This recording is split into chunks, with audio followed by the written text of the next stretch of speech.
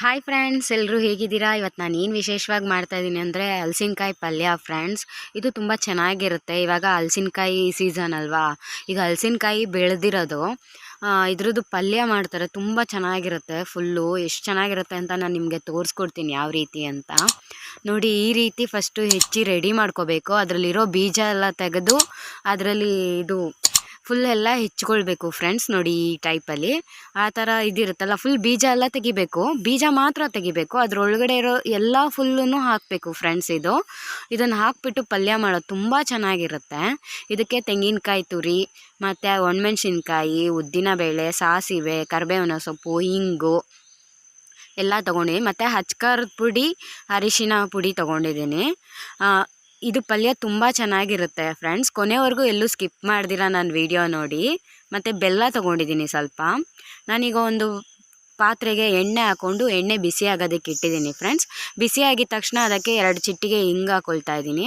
ಮತ್ತು ಆಗಲೇ ತೋರಿಸ್ದಂಗೆ 2 ಚಮಚ ಉದ್ದಿನಬೇಳೆ, 1 ಚಮಚ ಸಾಸಿವೆ, ಕರಿಬೇವಿನ ಸೊಪ್ಪು, 2 ಒಣಮೆಣ್ಸಿನ್ಕಾಯಿ ತೊಗೊಂಡು ಫ್ರೈ ಮಾಡ್ಕೊಳ್ತಾ ಇದ್ದೀನಿ. ಇದನ್ನು ಚೆನ್ನಾಗಿ ಫ್ರೈ ಮಾಡ್ಕೊಂಡಿದ್ದ ತಕ್ಷಣ ನಾವು ಆಗಲೇ ಹೆಚ್ಚಿರೋ ಅಂಥ ಹಲಸಿನಕಾಯಿನ ಹಾಕ್ಕೊಳ್ತಾ ಇದ್ದೀನಿ. ನೋಡಿ, ಈ ರೀತಿ ಹೆಚ್ಚಿ ಹಾಕೋಬೇಕು ಫುಲ್ಲು. ತುಂಬ ಚೆನ್ನಾಗಿರುತ್ತೆ. ಊಟದ ಜೊತೆ ಅಂತೂ ತಿನ್ನೋಕ್ಕೆ ತುಂಬ ಚೆನ್ನಾಗಿರುತ್ತೆ. ಸ್ವಲ್ಪ ತುಪ್ಪ ಹಾಕ್ಕೊಂಡು ತಿನ್ನೋದ್ರೆ ಇನ್ನೂ ಸೂಪರಾಗಿರುತ್ತೆ ಫ್ರೆಂಡ್ಸ್. ಮತ್ತು ಇದಕ್ಕೆ ಸ್ವಲ್ಪ ಅರಿಶಿನ ಹಾಕ್ಕೊಳ್ತಾ ಇದ್ದೀನಿ, ಒಂದು ಅರ್ಧ ಚಮಚದಷ್ಟು ಅರಿಶಿನ ಹಾಕ್ಕೊಂಡು ಚೆನ್ನಾಗಿ ಮಿಕ್ಸ್ ಮಾಡ್ಕೋಬೇಕು. ಮತ್ತು ರುಚಿಗೆ ತಕ್ಕಷ್ಟು ಉಪ್ಪು ನಾನೊಂದು ಚಮಚ, ಅರ್ಧ ಚಮಚದಷ್ಟು ಹಾಕ್ಕೊಂಡಿದ್ದೀನಿ. ಸ್ವಲ್ಪ ನೀವು ನೋಡಿಕೊಂಡು ಎಷ್ಟು ಬೇಕೋ ಅಷ್ಟು ಹಾಕೋಬೋದು.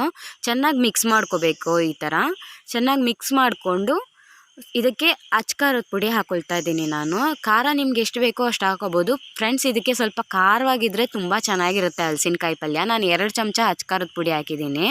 ಮತ್ತು 1 ಚಮಚದಷ್ಟು ಬೆಲ್ಲ ಹಾಕಿದ್ದೀನಿ ಫ್ರೆಂಡ್ಸ್. ಇದಕ್ಕೆ ಬೆಲ್ಲ ಬೇಕಿದ್ರೆ ಹಾಕೋಬೋದು, ಬೇಡ ಅಂದರೆ ಸ್ಕಿಪ್ ಮಾಡ್ಬೋದು. ಆದರೆ ಹಾಕಿದರೆ ತುಂಬ ಚೆನ್ನಾಗಿರುತ್ತೆ. ಮತ್ತು ಸ್ವಲ್ಪ ನೀರು ಹಾಕ್ಬಿಟ್ಟು ಚೆನ್ನಾಗಿ ಮಿಕ್ಸ್ ಮಾಡ್ಕೋಬೇಕು. ಚೆನ್ನಾಗಿ ಮಿಕ್ಸ್ ಮಾಡಿಬಿಟ್ಟು ಇದನ್ನು ಬೇಯೋದಕ್ಕೆ ಇಡಬೇಕು. ಒಂದು 1/4 ಗಂಟೆಯಿಂದ 20 ನಿಮಿಷ ಬೇಕಾಗುತ್ತೆ. ಇದು ಬೇಗ ಬೆಂದೋಗ್ಬಿಡುತ್ತೆ. ಇದನ್ನು ಮುಚ್ಚಿಟ್ಬಿಟ್ಟು ಬಿಡಬೇಕು. ಒಂದು 1/4 ಗಂಟೆಯಿಂದ 20 ನಿಮಿಷ ಬೇಕು ಫ್ರೆಂಡ್ಸ್ ಇದು ಬೇಯೋದಕ್ಕೆ. ಆಮೇಲೆ ಬೆಂದಿದ ತಕ್ಷಣ ಗ್ಯಾಸ್ನ ದೊಡ್ಡದು ಮಾಡಿಬಿಟ್ಟು ನೀರೆಲ್ಲ ಹಾರೋದಕ್ಕೆ ಬಿಡಬೇಕು ನೀವು. ನೋಡಿ, ಇವಾಗ ಕುದೀತಾ ಇದೆ ಇದು. ನೋಡಿ, ಈ ರೀತಿ ಕುದಿಯೋದಕ್ಕೆ ಸ್ಟಾರ್ಟ್ ಆಗಿದೆ.